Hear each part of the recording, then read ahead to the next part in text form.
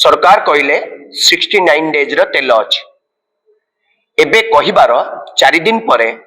जो संकट सृष्टि हेछि टांकी मान करे ता सत्य ना जा सरकार कहउचंती सत्य ना ओडिशा परिप्रेक्षी रे जोगाड़ मंत्री जहा कहउचंती ता सत्य ना समवाय मंत्री जहा कहउचंती ता सत्य ना चीफ सेक्रेटरी जहा कहउचंती ता सत्य ना जोगाड़ सचिव जहा कहउचंती ता सत्य ना संजय लाट ऊपर निर्भर करी